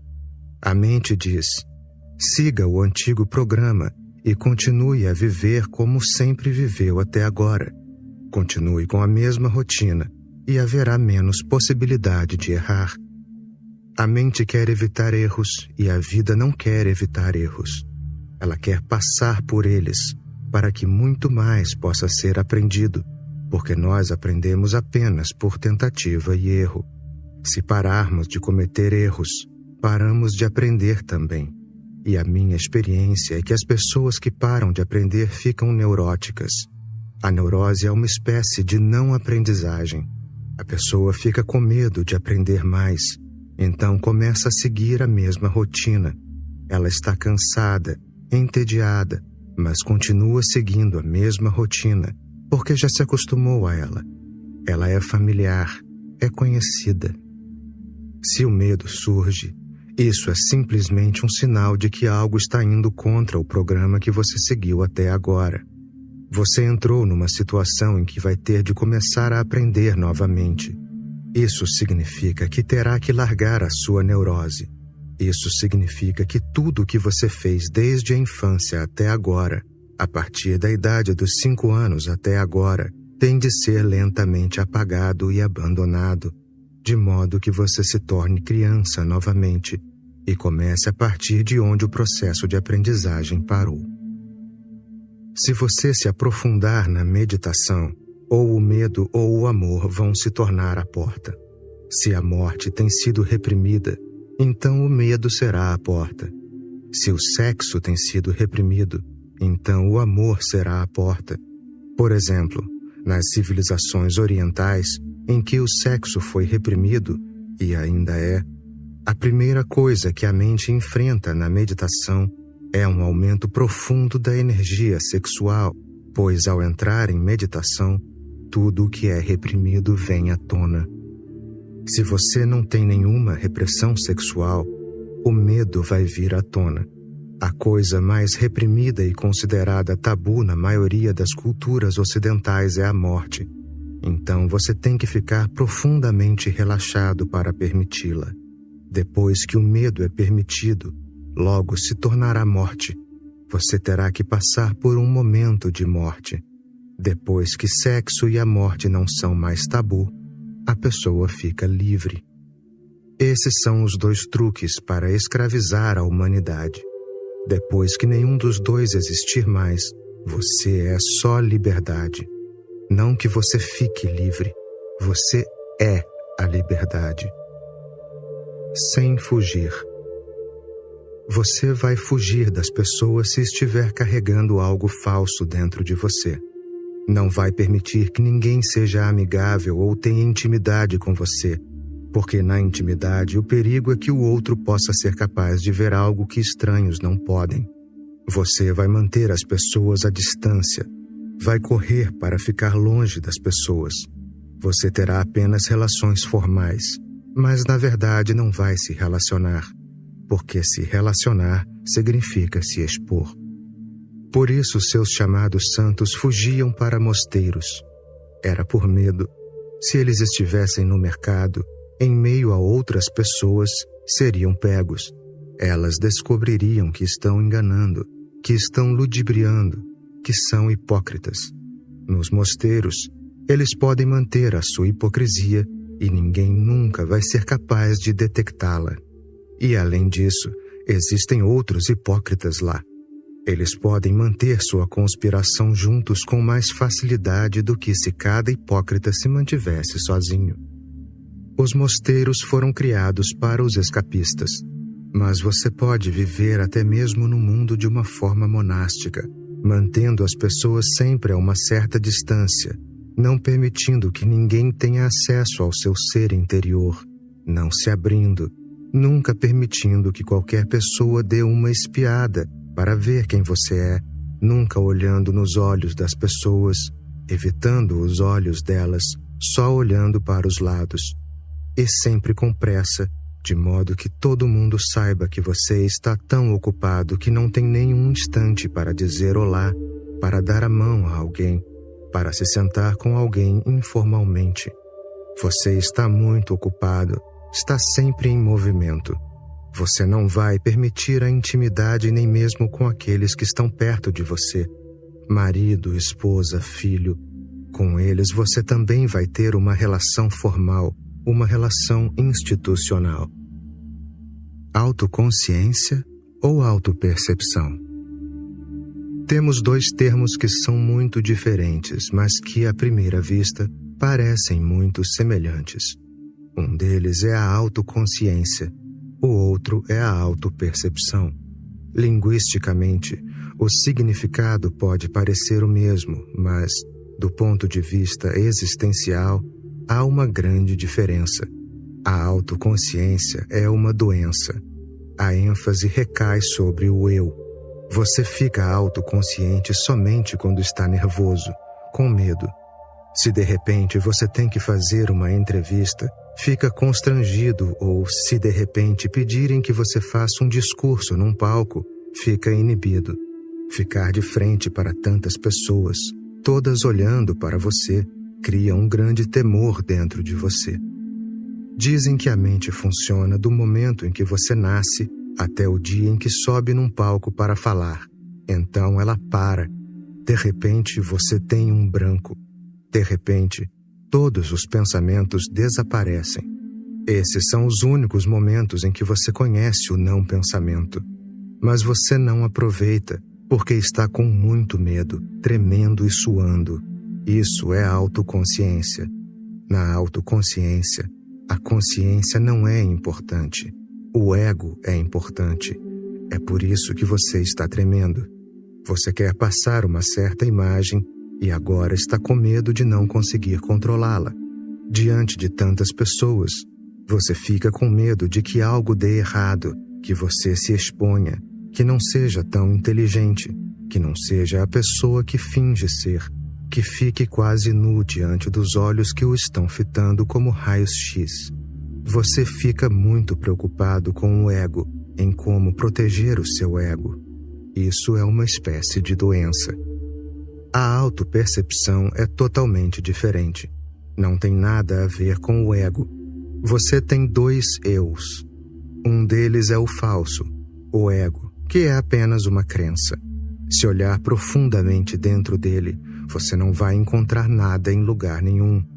O outro é o seu verdadeiro eu, sua face original, sua natureza essencial. Estar consciente dele é estar consciente do tremendo mistério que é a vida. E a única porta passa por você. Você não pode abordar esse mistério a partir de nenhum outro lugar, porque a coisa mais próxima desse mistério é o seu próprio ser, o seu próprio coração.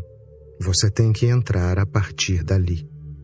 Depois de ter conhecido o mistério da vida através do seu próprio ser, você vai conhecê-lo em todos os lugares, Depois de tê-lo conhecido dentro de você, vai conhecê-lo fora também. Mas o primeiro trabalho tem de ser feito em seu mundo interior. Você tem que se tornar um laboratório, um grande experimento.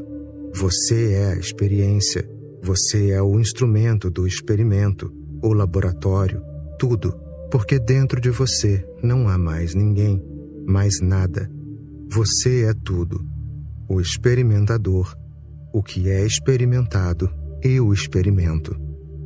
Depois que você começar a avançar para a subjetividade do seu mundo interior, para a sua interioridade, você lentamente conhece o milagroso.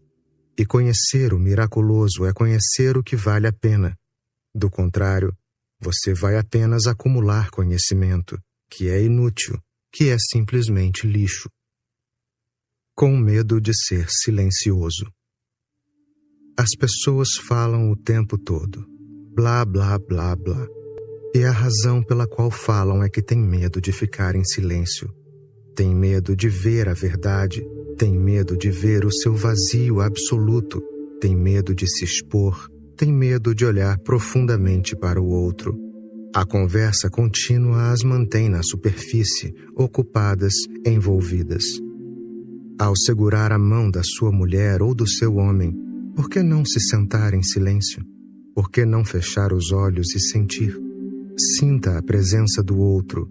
Entre na presença do outro. Deixe que a presença do outro entre em você. Vibrem juntos, oscilem juntos.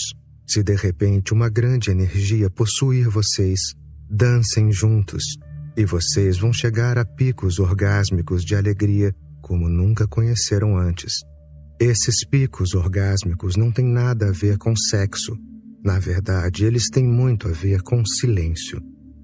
E se também conseguir se tornar meditativo na sua vida sexual, se conseguir ficar em silêncio enquanto fizer amor, numa espécie de dança, você vai se surpreender. Você tem um processo interior para levá-lo à margem mais distante. As pessoas fazem amor de uma forma tão feia que, se acontece de as crianças verem os pais fazendo amor, pensam que eles estão brigando, lutando um com o outro, que o papai vai matar a mamãe. Gemendo, respirando ruidosamente, com violência, os movimentos não têm nenhuma elegância. Não é uma dança, certamente não é uma dança. E a menos que o sexo se torne uma dança, ele permanecerá apenas fisiológico, sem nenhuma espiritualidade. Mas é impossível. A menos que toda a sua vida esteja saturada desses momentos que surgem quando a mente cessa, sua vida amorosa não poderá mergulhar no silêncio. A noite é cheia de estrelas. Deite-se na terra, desapareça dentro da terra. Nós viemos da terra. Um dia vamos voltar para a terra e descansar para sempre. À noite, às vezes, deitado na grama, desapareça na terra. Olhe para as estrelas. Só olhe, um olhar puro. Não comece a pensar no nome das estrelas, no nome das constelações. Esqueça tudo o que você sabe sobre as estrelas. Coloque de lado todo o seu conhecimento. Basta ver as estrelas. E, de repente, haverá uma comunhão. As estrelas começarão a derramar luz sobre você, e você vai sentir uma expansão da consciência. Nenhuma droga pode fazer isso. As drogas são métodos muito artificiais, arbitrários e prejudiciais para conhecer algo que está disponível naturalmente, que é benéfico e fácil de obter. Basta observar as estrelas. Você vai começar a se sentir elevado, vai começar a voar alto. Aproveite ao máximo todas as oportunidades que a vida e a existência lhe permitem. Nunca perca uma única oportunidade para se soltar da mente. E lentamente, muito lentamente, você vai pegar o jeito. É questão de jeito. Certamente não é uma ciência, porque não tem métodos fixos. Uma pessoa pode ficar fascinada com as estrelas, outra pode não ficar. Uma pessoa pode ficar fascinada com as flores, outra pode não se sentir nem um pouco afetada.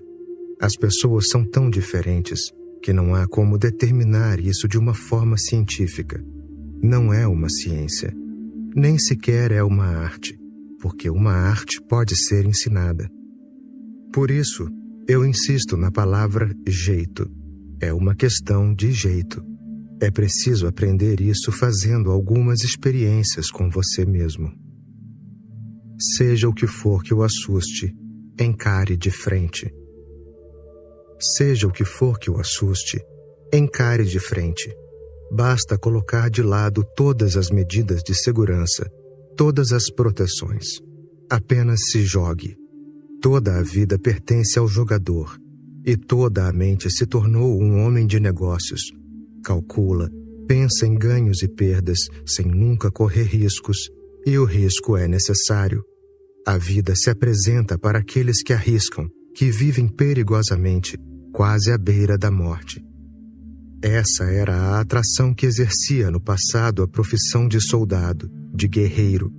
A atração não era a guerra, mas o perigo, exatamente por ficarem lado a lado com a morte.